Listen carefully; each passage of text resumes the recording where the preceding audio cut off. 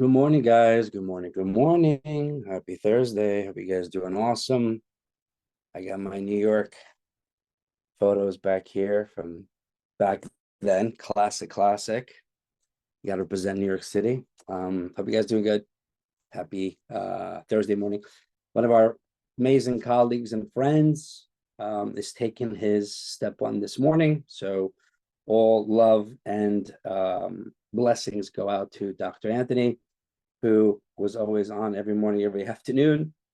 We're going to miss him, but hopefully he jumps on after at some point, right? Maybe next week and give us a little heads up of what his experiences were.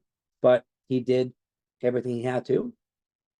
Besides attending our sessions, he was always sending me corrects because I always asked about incorrects. Like, why are you getting questions wrong? So he would send me emails once or twice a week, a list of incorrect topics, and so I can gauge where exactly his weaknesses are or were. And then we did NBMEs, we did the 120s. Got to a point where, guys, I'm sorry to say, but if you're scoring above average and you're passing every assessment test, that's pretty solid. That's pretty awesome, actually. So what else is there, right? There's nothing else besides that. Now, granted, on exam day, it's stressful. Exam day can be full of anxiety and stress and panic. And if that's the case, there's certain things to overcome that. We have you can take the free 120 there. You could schedule it at the test center, and I would suggest to get a heads up of the test center that you're choosing, because there's always horror stories, whether it's a small test center, it's a busy test center.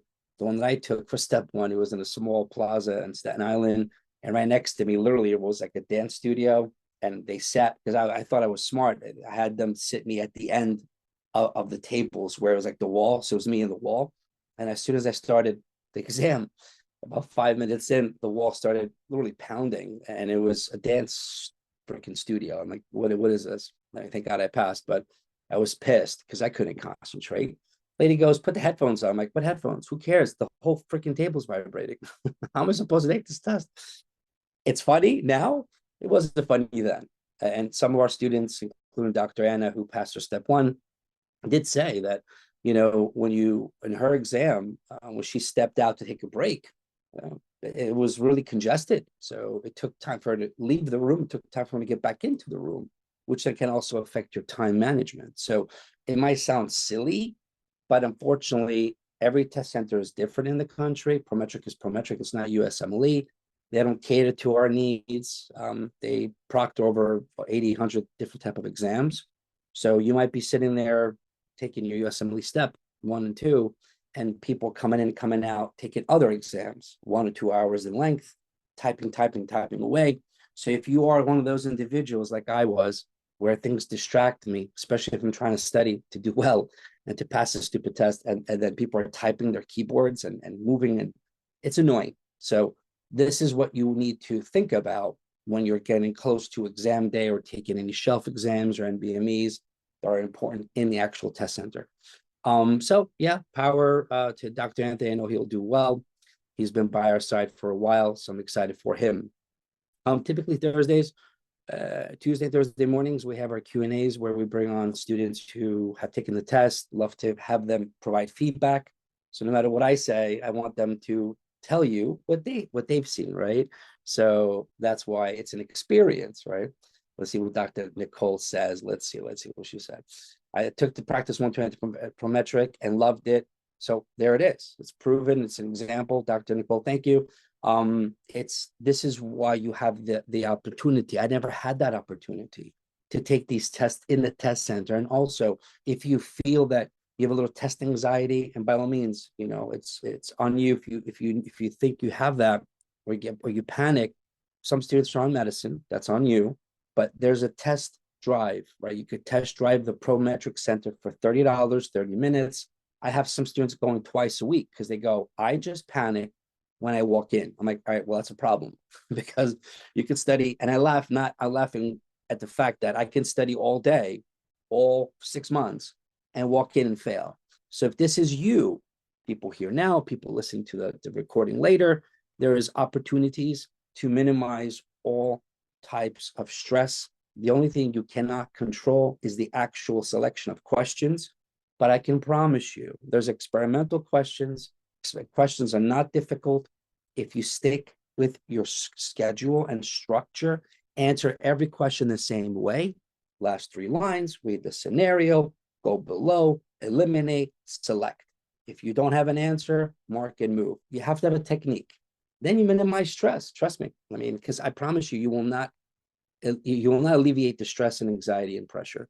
When you practice like this, whether you're an athlete or student, or when you start rounding in the hospital and presenting with students and other colleagues, I mean, I used to always panic, but I perfected my presentation. So even though I panicked and had stomach ache because I always got nervous, you never would see it, right? You would never indicate that I'd be scared or nervous. So when you are performing in these kind of exams, that's why we practice. So on exam day, you're still going to get nervous. It's an exam. It's for your future licensing. So we're not robots, we're humans, right? You're going to panic a little bit. You're going to freak out. But can you perform at your best under these conditions? That's why we practice. That's when we see athletes, basketball, baseball, soccer, the real football. When they perform under pressure, they excel because they practice. That's all it is. So that was my little rant this morning. Anything you need, always reach out to me, guys. I'm here. I'm available to you all, specifically 24/7. People who invest in me, I invest back tenfold. I need you guys to pass and move, right? Whether you take an NBME, shelf exam, step 1, step 2, we got to move. So today, Dr. Jaimie asked us last week, she brought up something about acid-based disturbances, right? Acid-based disorders. What I like to do is when a student says, hey, I'm having an issue with a topic or anything, I try to do my best and put some together. We go over a little summary of what it is. We start talking about, hey, what kind of cases have you seen when you do UWorld versus Amboss? We have to understand the concept to a point. And there's videos, there's online med ed, there's Boards and Beyond, there's Dirty Medicine, Ninja Nerd, you name it. I'm here to get you points. I'm here to make you understand, okay, what do I have to get out of this particular topic? What is doable? What is not doable? And how to apply this to my daily routine of questions, right? So this is whether it was Dr. Sid asking about certain conditions. Jaimie asked about this, so we waited for her to jump on this morning. So I have a little document to bring up, and I'll share with you guys in the training hub. And also then I have some questions in Amboss. And this can go whether it's acid base. The other day we did hepatitis B, which was a wonderful, wonderful session. Because I know I used to trip up on the markers, surface antigen, e antigen, core antigen, not sure which is acute versus chronic antibodies. Tricky. So even if you study, even if you watch a video, read a book, read your notes, and you are familiar with the information here, which trust me, I've been in your shoes, so I know, then you have to go and apply to the questions. But the questions we know are tricky. They're not first order questions like we have in medical school, undergrad, or any kind of school we're in. These are questions that are meant to see if we really know what's going on. Some are easy, some are challenging. So I've always shown you techniques. If you choose the answer A, always stop and say, Dr. Stavros says, if I choose A, it could be the right answer because I don't want to neglect A. A is an awesome letter, but it could also be a trap. So maybe it's warranted to spend 5-10 seconds to double check, and instead of reviewing the scenario, try to support the answer you chose. This is a technique that I've been implementing for a lot of step 2 people, and I'm bringing into step 1 because it's stressful to choose an answer. It's less stressful to say, well, I think it's like Dr. Singh the other day, she was going to choose one of the answer choices, but she goes, hold on, that presentation, this is microcephaly. The kid that we're looking at has macrocephaly, right? Head circumference, larger 55, 60, 70%. So that's macrocephaly. So how is it possible for me to choose the answer that's left if I know this presentation of this condition is micro? That there saved her. We reset, went to the top, looked it over, and we able to get the right answer. So these are techniques that I need you guys to implement every day, because I promise you this, I know when you see something familiar, we click and move. The test writers know this. They put familiarity, they put familiar stuff in the scenario. Many answer choices have connections in the scenario. So if you find 1 or 2 findings, like, oh, that's B, stop a second. support the answer? If I'm going to choose B, do I see everything in the case? Is it actually solidifying or satisfying my differential? Because I'm telling you guys, that's how you pass or fail. We have a student before we begin. My man, Dr. Hayden, I bring it up often. I actually spoke to him yesterday. He's in Florida. He's in Georgia, actually. He was in Florida with rotations or studying. He couldn't answer 2 to 3 questions per block. And this is one of my students that I've worked with extensively. I don't trust the Reddit and the forums. I trust people that I know. Because when I know somebody, it's true, right? Especially if someone I trained. And on live session, he said that, Dr. Stavros doesn't know this, but, he passed. I saw the score. He couldn't answer 2, 3 questions per block. And I knew why, because he wasn't really big in answering questions. But that just tells me his knowledge was very good, was very strong. He studied a lot for basic sciences. He did well. So there's ways to pass this exam.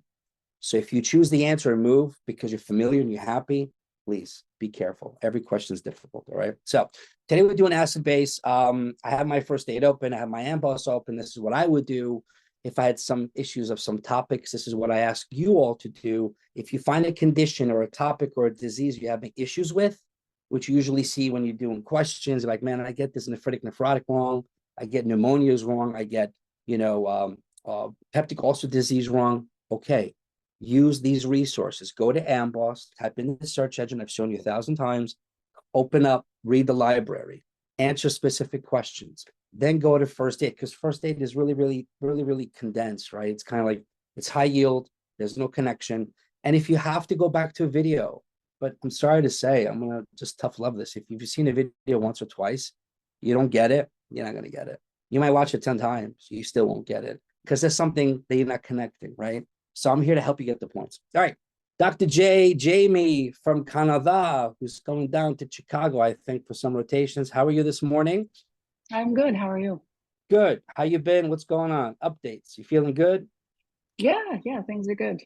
Are you Summer's studying nice. 24/7? No, No one it's studies. summer. It's a trick question. No one studies 24/7. I can tell you here, as long as you could put 6 hours of solid studying, plus or minus a day, not saying consistent hours, just 6 hours throughout the day, you get there faster, right? If you spend less time, you'll get there it'll take you longer. If you run fast and put more in, you'll finish sooner. Now, do you have an idea of when you're taking your step exam? Just curious. I think December for STEP. I still have to do, I think, another NBME. But I haven't, nothing's booked. So Cool. I'm So taking the long road. Yeah. it's okay. I'm asking Dr. Jaimie because every one of us here is on a different path, but the same finish line, right? The same goals to pass. Some we have Yeah. 1 month, 2 months. Hey, I got to take it by December because I have a lot of stuff going on. That's fine. But then you have to pace yourself, right? You study. Now, let me ask you this before we begin, because this is why we have these Q&As on Tuesday, Thursday mornings, because if I can answer your question, I could highlight something you're doing that can maybe help everyone else in the room here or watching the video later. What are you doing to study for STEP, and what resources are you using? I do a bit of boot camp. I come to this Okay. class, I do some questions. Okay. That's about it. I haven't hit it hard. I'm sort of pacing myself in, looking at old class notes that I've written. Cool. And that's it. How Videos. do you like boot camp? You know what? I think yeah, I do like it. It's concise. So you can watch a couple videos, it's straight to the point. I pick it up easy, and yeah. I haven't seen acid-base disturbances with it though. I haven't looked for it. Okay. So, I mean, and Yeah. this is something where, it's something that we could try to do as a team, talk through it. Now, whatever videos you watch, let me ask you this. And then this goes to any kind of videos you watch. You can watch OME, BNB, Bootcamp, Kaplan, I don't care. How are you attacking these videos that you are watching? Because everyone here has to build basic science if they haven't already, right? How do you approach those videos? Well, I watch them. I sit down, I watch them, I'll write things out. I don't know how you mean approach. Well, so the reason why, Am I let doing me, something around the videos, do you mean? To pick up the material? well, the reason, let me ask you this. So when you watch the video, because some Yeah. students, what they do is they just watch the video, they absorb everything and they move. Others, they stop every so often, take notes. Others, Hmm. they literally watch it once, twice.